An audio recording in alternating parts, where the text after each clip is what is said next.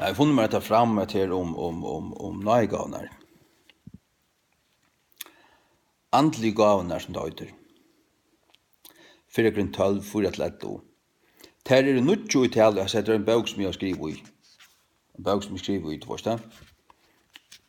Ter är nutjo i tal och flockast i trutjar flockar. Första flockaren, inspirationsgavnar. Det profetagava, tungotala och tojan av tungotalo. Det hänger samman. Og ofta det sånn at hvis du først øyna av hesson, først du profetagav, så hever du til at du kan tale i tungun. Og så hever du til at du kan tale i tungun, så det ofta til at du kan tøya tungotalo. Og ta jeg sier tale i tungun, ta møyne som båskap i kyrkjene. Det at hava personliga bønarmål, det ikke det samme som å få en båskap i tungun og i kyrkjene. Og det som hendte i Gjerningen Apostlarna 2, at de taler i tungun og i verilig tungumalen til øren folken som de skilto til et annet slag av tungutalo. Det truslo av tungutalo. Det at tala i verilig mannatungun, så at du kan tale i tungun manna og ønkla. Ønkla. Og i 4:12 stendet det at ta i tale i tungun, ta tale i løntardømmer for gode, til bønarmale. Jeg ber i tungun i 20 minutter, halvan time i morgen.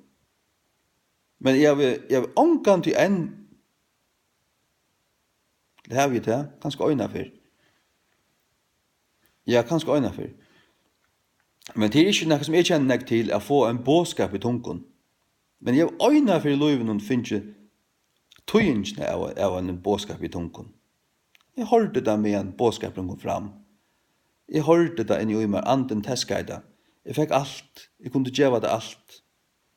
Anden gav meg det med en båskap kom fram. Ja. Så det første til inspirasjonsgavene til profetagava, tungutala, tøyene av tungutala. Annar flokkor til oppenberingsgavnar, til visdomsår, eller visdomstala, kunnskapartala, eller kunnskaparår, og at døme andar. Kunnskapartala ikke at tala myklan kunnskap som du lært som du lært av en teologiseminarie, eller via lesa nekva bøker. Det ikke kunnskapartala. Det evnaturlige kunnskaper. Det er god til å oppenbera der nekva som du slett ikke kunne vite, som nekka som du fars fra andan. Og det samme visdomstala. Visdomstala ta i anker personer stender i alvorlig trobeløygon, og han søker god om hjelp, og god djever av en øren brauere. Evnaturlig visdom, som likelen til å løse til trobeløygene som hin braueren i. Brauer, Heilig anden sier vi høyre fra andan, han viser meg at her, hetta og hetta og hetta, gjer hetta, så kommer du på sjura som trobeløyken her. Hatt visdomstala. Og at døme om andar til å grøyne andar, til at døme om hva av Guds anda og hva ikke av Guds anda. Vi skulle døme om andan her, visst du. Så det kraftargavner til 3 flokkeren, til trygg, gavurnar grøa, og at utina kraftargerir. Ta hongu saman.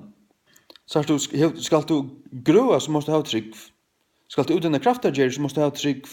Og her en gava som øyde trygg. God djevert her, evnaturliga trygg.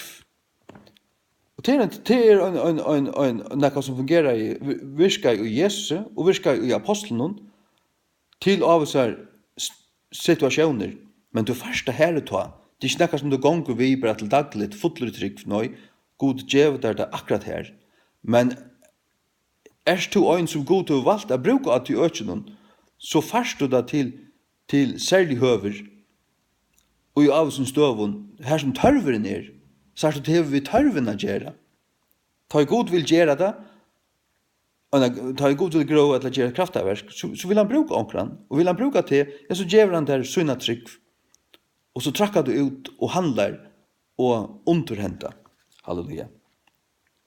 Så vi får takka saman inspirasjonsgavnar til profetagava, tungutala og tøyana tungutala. Og som vi sier, Tungetale her til som en bådskapur ui kyrkjene. Ja. Nummer 2 oppenberingsgavnar til visdomstala, kunnskapartala og at døme om andar. Nummer 3 trygg, gaver av grøva og at utenna krafta gjerir. Og hese her trudjar henga saman, du hever, heldur du bare av øyna nøygav, så er det du hever ikke brukt annan av nek, du hever trudjar, ter koma saman som trudjar. Hever du profetagav, så hever du øysne tungetalo og tøyan av tungetalo. Og tungetalo og tøyan av tungetalo sverar til profetagav. En som hever en sterska profetiska gav, han kan røysa seg opp og sia, sva sier Herren. Og han hever hørt fra gode. Og han talar egentlig tøyingene av han tungetalo bort fram, til han hever finnet det. Men en som hever profetagav, han kan også hava tungetal og tøyan virkande i seg. Han kan be i tungen og høyre en tøying. Atana, det har vi ofta oppleva. Inn i mun hjärsta. Ta i be i nekve tungen, så stedje, så be jeg føreskund, og så får jeg en tøying. Og til en bådskap til mun. Det har vi ofta oppleva. Og så er det til, hvis anden sier, vitte, hva skvært hadde en bådskap til kyrkjena, og du røyser deg opp og sier, sva sier Herren til oss. Og så sier du, så kan det være virkelig en rette bådskaper til kyrkjena. Ja. Og hette vi tungetalen, jeg har fortalt det før, at i 1950, eller 1951, i Skala, det var 2 brøver som bor i Skala, tar helt utemøte av kajen her for russaren, her lå 2 russisk skip, og tar bjøret av en møte, og hese brøverne tar var ekvelige andalir og det enn, åndstøpter og sånn ekka. Og den eldre brøveren, han skulle tale, og han skulle sitte ved miksepulten.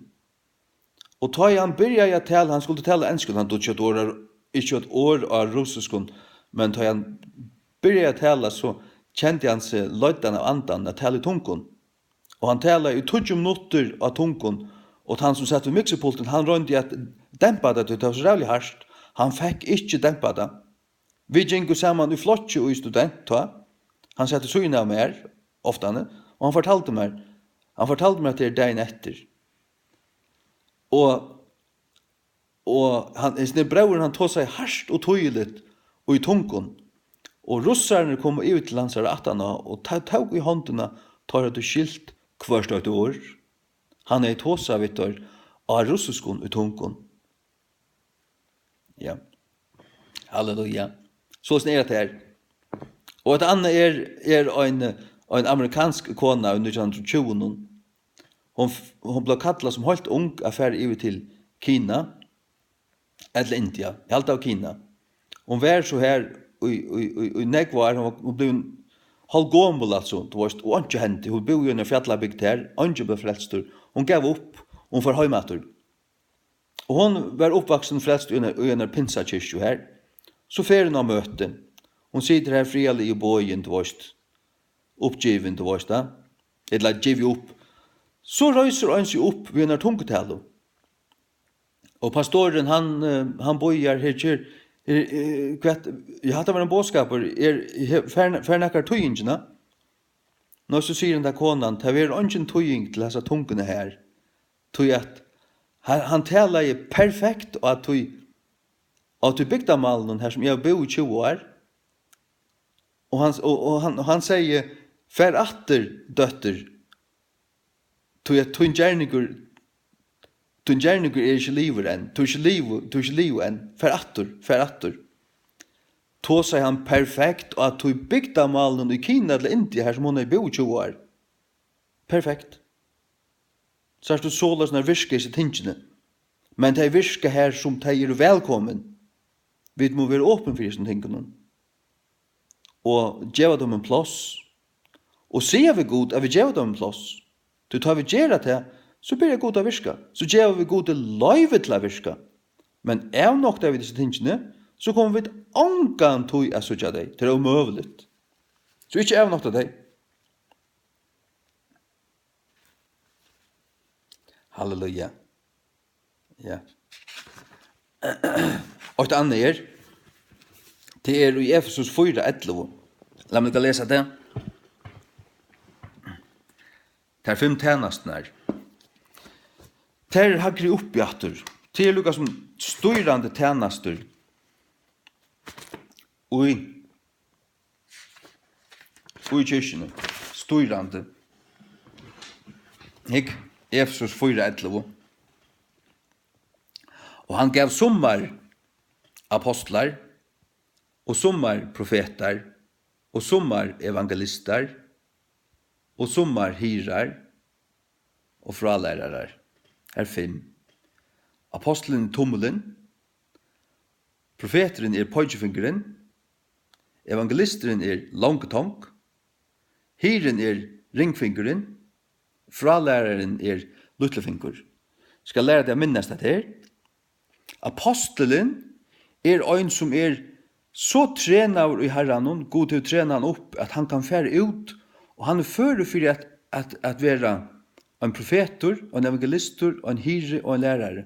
Og en apostel kan fære ut ønsmatler, hva skal vi en hjelparmanne, og være 2 år i en steg, og han tro på han vinner folk, han profetor, han rattløyer, han hyre, for folk, og han lærere, han lærer deg opp. Ta han så velger 2 år, ta era møgnjød her, og så får han våger til neste by, til en apostel. Så sier de, ja, men apostlene, de tar ikke ut i år 100. Jo, tar 12 apostler lamsens. Men ingen det gonger kallar seg selv en apostel, men en apostel en sendur, en som sendur.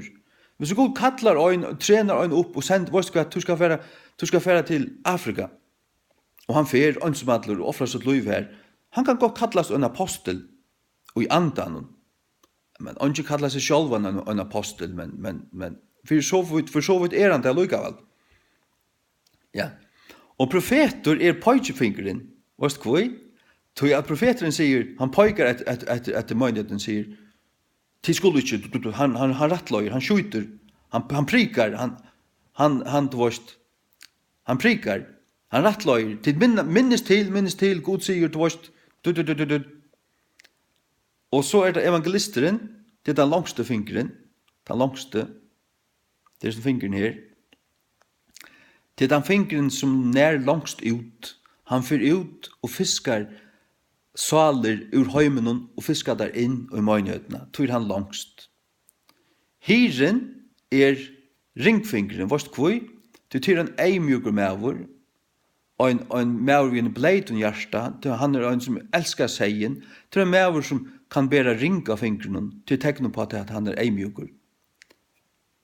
Og fralæreren til luttlefinger, til tog at luttefingeren han passar best inn i øyrader til å ta alt øyravoks ut, så du er i stand til å høre Guds ord, så du ser deivor, så du høyrer. Apostelen, tommelen. Tommelen kan nærsta vi allar era fingrar. Tommelen alt. Sørst du, tommelen kan nærsta vi allar hinnar. Hinne fingrarna kunne ikke nærsta vi allar hinnar, men bæra tommelen kan. Tui apostelen alt hitt. Profeten pojkfinger, då han sier, så sier Herren, og han aminner, og rattløyer, du vet da. Det også en bruk for tui. Tui det ofta krudj i møgnjøtene, og i middelen en profet og en hira. Hiren, han vil verja seg, men profeten, han sier, her er han ikke skilo, og så taler han og så føler alt seg så stundje, du vet, og så må hiren ganga rundt og lappe på alt finnes ilt i hjertet, alt finnes ilt av det som profeteren sier. Men det bruk for bavun. Det bruk for bavun. Evangelisten til den langste fingeren, han langst ut. Hiren til ringfingeren, til den eimjøkje mæveren som først og fremst gifter vi herren, men som også kan, gifter vi, eller som for så vidt, han ikke en løyesvøyner, han en hire som elskar seien, du vet, han en gaur, han virkelig en gaur hire, så lyst han Jesus, og Jesus som den sanne hiren, gav sitt løy for seinar, så en gaur hire, han vil heldur dodja for seinar enn a røyma. Ja. Og lytlefinger til den minste fingeren, han brukade ta det rensar öra. Minst till det. Att en lärare han ska lära öll och ta höra vid öronen. Men hvis det inte är lärarlig, hvis det inte vill lära så har det proppar i öronen till örovox. Det vill säga att han är han som kan rensa allt ut så att det kan höra. Ja. Hatt är då vi kallar det han femfalda tjänastan Efesos 4:11. Till fem tjänastnar. Andlig gavnar till nudjo. Så det avväxter andans. Skulle vi lycka ta till oss nu? Trösten nudjo. Och här blev man att ta så om att vi kunde teckna till upp akkurat som en digva. Att en digva har två vanger. Och vi ser hon nudjo fjärrar av varje vang. Och hon har stora fjärrar attast. Och till fem. Till det styrande elementet i kyrkene. Till den femfalda tjänastan. Apostelen, profeteren, troboaren, hyren och läraren. Så det andliga gavnar. Profetagava tungotala, tujana tungotala.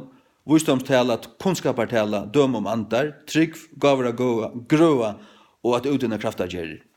Så det avväxter andans. Tar östen nudjo. Andliga gavnar nudjo. Avväxter andans nudjo. Tar styrande gavnar, den femfalda tjänastan i Efesos 4:11 till 5. Så här hever du digvina. Och kvar så hödde till Kristus självor och hela i anden och god fäger. Till han hödde i vrötland, men vidare i honom. Och så är det till avväxter andans. Det finner du i Galaterbrevet 5:22. Till kärlöje, glädje, frigjur, längdmå, mildne, gåvild, trygg, späkföre och frahald. Ja. Och det flokkast också en trutja flokkar. Första flokkar har vi samfunnet vi god att göra. Samfunnet vi god till kärlöje, glädje och frigjur. Det ger till uppetter. Kärlöje, glädje och frigjur. Vi älskar att han älskar oss först. Guds rike är inte äting och drätting, men kärlöje. Nej, Guds rike är inte äting och drätting, men trygg. Nu gläppar att jag mer på nu. Att det här ständer i Romarbrevnen 20. Och ja.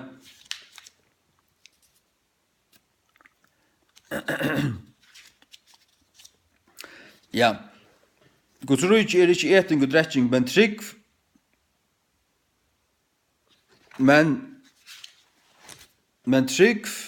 Beno. Hur gläppar att här på nu.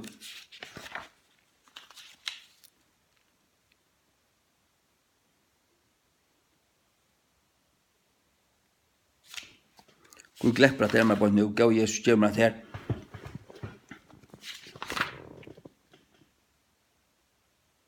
Ja, det ständer i Rom 14, 16. Till kongadöme Guds är inte mätor och dräcka, men rättvise, frigjur och glädje i halgandan. Nämligen rättvise, frigjur och glädje. Till det som Guds rike är, till det som samfunnet är god djevet här, först och främst, kärlöjde, glädje och fri. Så är det samfunnet vi nästan, till längmå, milne, gåvild, till samfunnet vi nästan. Till det som avväxter, hevd och halga andan, så djever halga anden till längmå, mildlöjga och gåvild, till vi nästan att göra. Så är det okkar innare människa, till trygg, späkföre och frahald. Till okkar egna innare människa. Det vill växa fram, tar vi till halga andan, halleluja. Ja.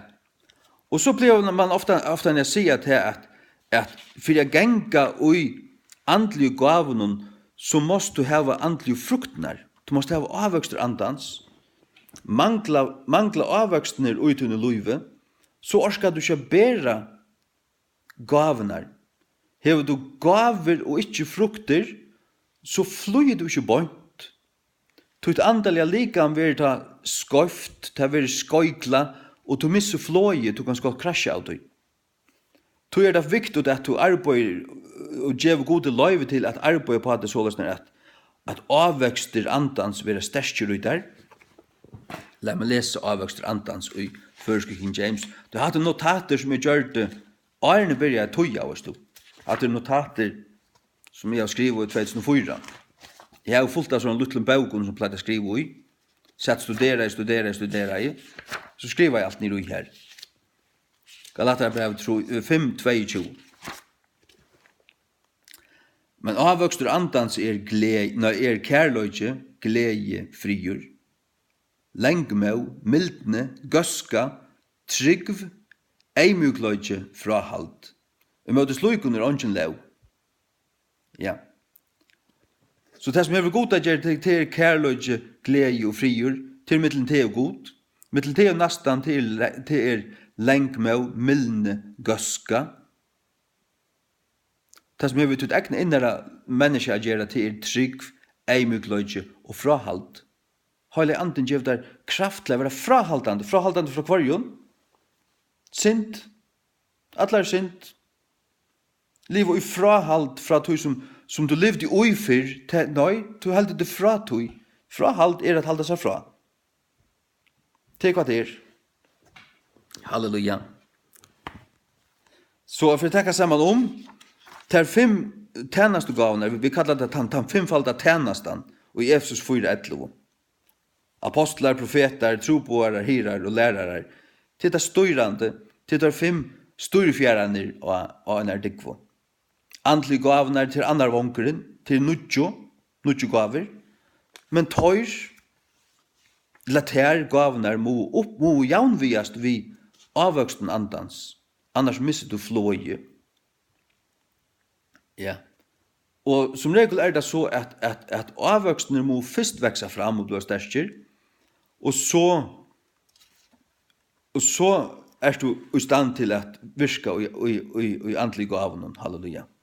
Ja. Ha det. Amen.